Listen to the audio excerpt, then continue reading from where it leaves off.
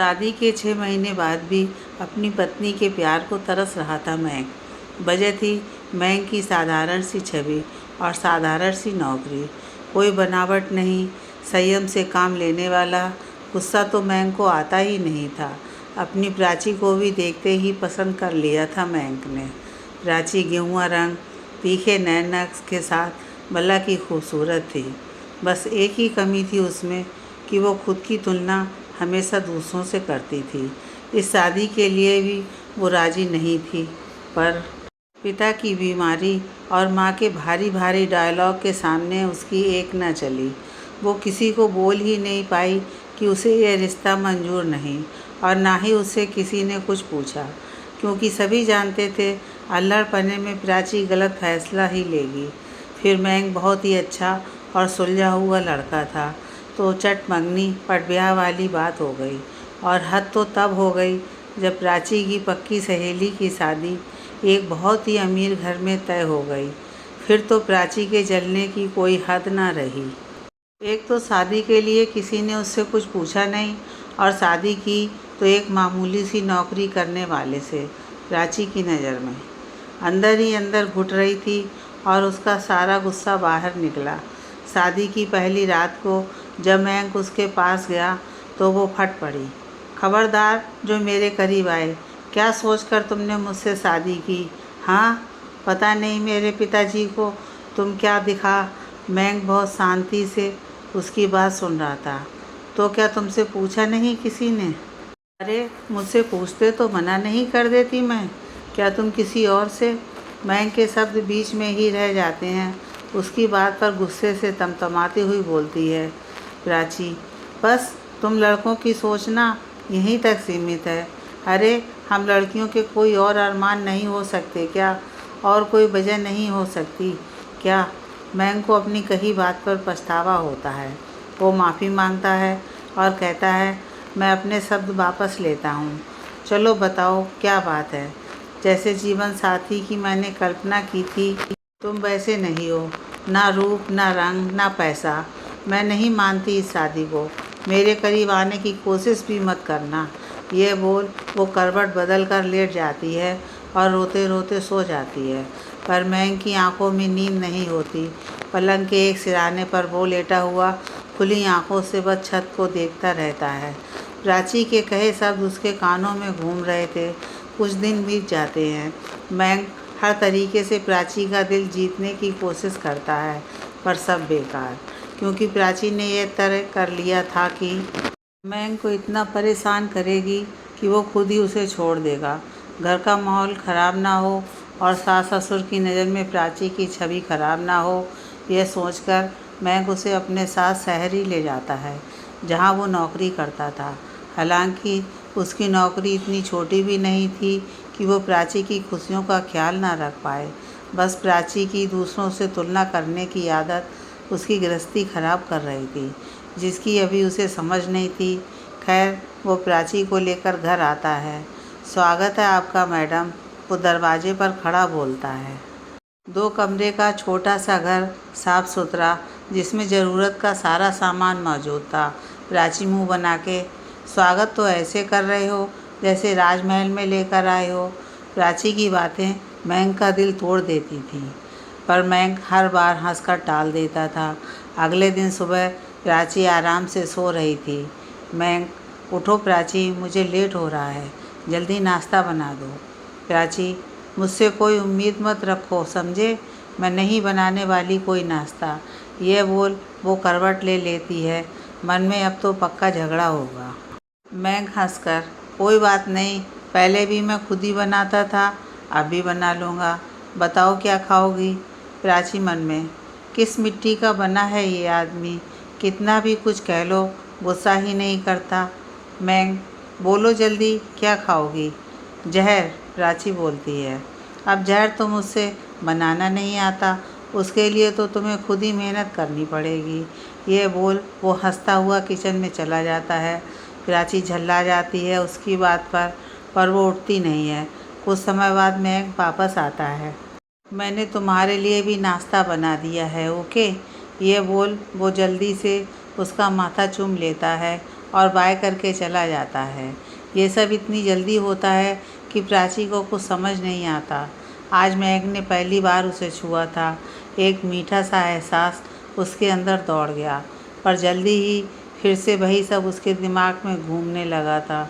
वो जल्दी उठती और नहाकर तैयार हो जाती है।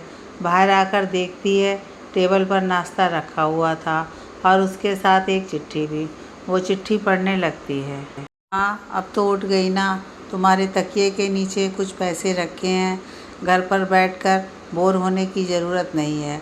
पास में ही मॉल है, वहाँ जाओ और जिस चीज़ की ज़रूरत हो वो ले आओ। शाम को जल्दी आ जाऊँगा, तुम्हारा मैंग। चिट्ठी पढ़कर हल्की सी स्माइल आ जाती है उसके चेहरे पर और वो चली जाती है। बाहर मॉल में घूमते हुए उसकी नज़र अपनी सहेली रूपाली पर पड़ती है। उसने आवाज़ लगाई, रूपाली। रूपाली को देखते ही उसकी आंखें फटी रह गईं। महंगी साड़ी, गहने, क्या ठाठ थी रूपाली की। रूपाली उसको देखकर खुशी से अपने गले लगा लेती है। तू यहाँ कैसी है तू? बहुत सुंदर लग रही है। प्राची होश में आते हुए, अच्छी हूँ, तू तो पहचान में भी नहीं आ रही है। इतने में हैंडसम सा लड़का रूपाली के पास आकर, मुझे नहीं मिलाओगी अपनी सहेली से? प्राची, ये हैं मेरे पति। अब तो प्राची के जलने की कोई सीमा नहीं रही थी। रूपाली का पति बिल्कुल वैसा था जिसकी कल्पना कभी प्राची ने की थी। बस अब तो उसे महक पर और भी गुस्सा आने लगा था। उस पर यह रूपाली के पति का रूपाली के लिए बेहिसाब प्यार आग में घी डालने का काम कर रहा था।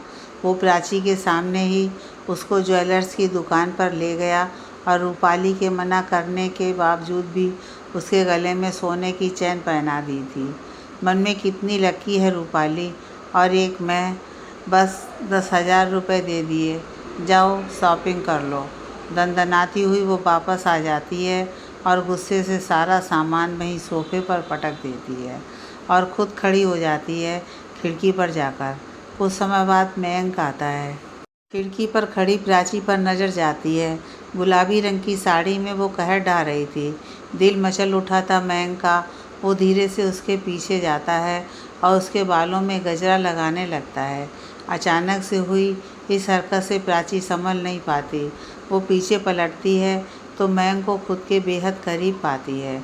गजरा लगाकर मयंक उसको आईने के सामने ले जाता है और पूछता है, कैसा लगा? गुस्से से अपने बालों से गजरा निकाल वो कूड़े में फेंक देती है। मयंक उसकी तरफ हैरानी से देखता है। ये लाई हो तुम मेरे लिए इतना मामूली सा तोहफा? खैर, मैं क्यों शिकायत कर रही हूँ, जबकि मुझे पता है इससे ज़्यादा देने की औकात नहीं है तुम्हारी। उसका एक एक लफ्ज़ मयंक का सीना छन्नी कर रहा था। उस पर भी प्राची का चेहरा अपने दोनों हाथ में लेकर, क्या हुआ है प्राची? क्यों तुम हर समय ऐसा व्यवहार करती हो मेरे साथ? मैं तुमसे बहुत प्यार करता हूँ। मैं वो लाऊंगा तुम्हारे लिए जो तुम्हें चाहिए। दिन रात मेहनत करूँगा, तुम्हारा हर सपना पूरा करूँगा। बस तुम अपने दिल में थोड़ी सी जगह दे दो मुझे, थोड़ा सा प्यार दे दो प्लीज़। ये बोल वो प्राची को अपने सीने से लगा लेता है, पर प्राची उसको दूर धकेल देती है। नहीं चाहिए मुझे तुमसे कुछ भी। दम घुटता है मेरा इस घर में, इस रिश्ते में। आज़ाद होना चाहती हूँ मैं। तुमसे तलाक चाहिए। बोलो, दे सकोगे? उसकी बातों से मयंक की आंखों में आंसू आ जाते हैं। दिल बुरी तरह टूट जाता है उसका। ठीक है, अगर तुम्हारी यही इच्छा है तो यही, बस मुझे थोड़ा टाइम दो। जल्दी ही मैं तलाक के पेपर तैयार करवाता हूँ। ये बोल वो घर से बाहर चला जाता है और प्राची वहीं बैठकर रोने लगती है। दिन बीत रहे थे। मयंक अब प्राची से बहुत कम बात करता था, बस उतनी जितनी ज़रूरत हो, और ना ही प्राची कोशिश करती थी कभी उससे बात करने की। सुबह जल्दी उठ नाश्ता बना देती थी। मयंक भी चुपचाप खा लेता और ऑफिस चला जाता और रात को देर से आता।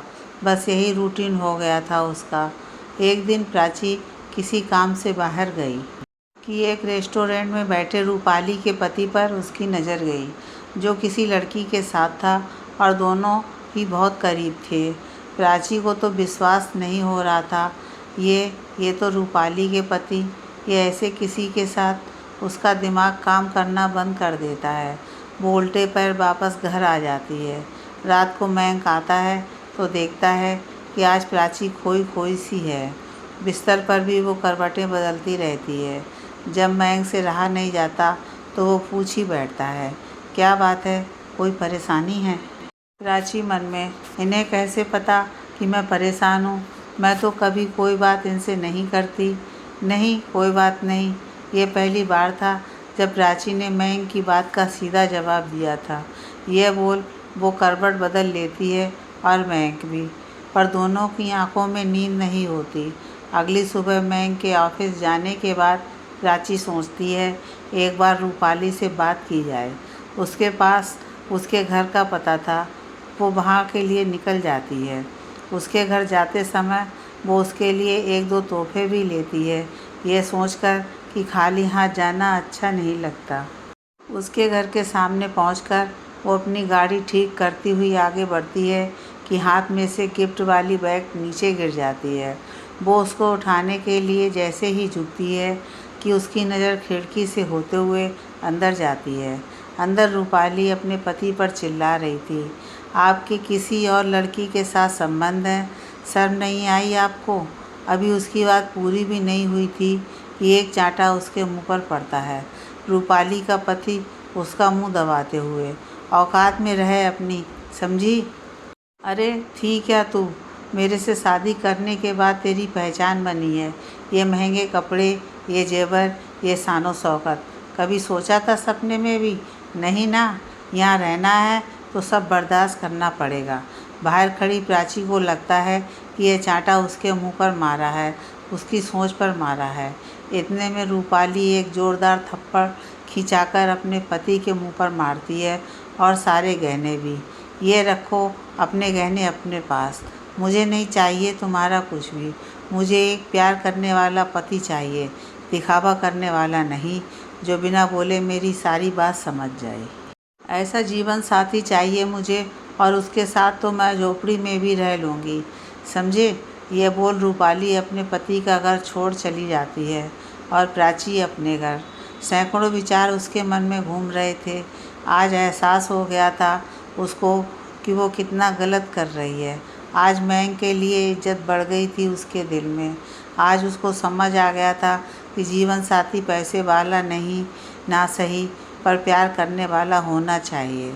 उसे खुद पर बहुत गुस्सा आ रहा था। आत्मा धिक्कार कर रही थी उसकी। उसने सोच लिया था कि मयंक से अपने किए की माफ़ी मांग लूँगी। उसके बाद मयंक जो भी सज़ा देगा वो भी सह लूँगी। यह सोचते हुए वो घर पहुंच जाती है। आज पहली बार ये घर उसे अपना लग रहा था। जल्दी से खाना बनाकर वो मयंक का इंतज़ार करने लगती है। मयंक घर आता है। वो थका हुआ सा सोफे पर बैठ जाता है कि प्राची उसके सामने जाकर पानी। मयंक हैरानी से उसकी तरफ देखता है। इससे पहले कभी प्राची ने उसकी तरफ इतना ध्यान नहीं दिया। वो पानी का गिलास ले लेता है। वैसे मेरे पास भी तुम्हारे लिए कुछ है।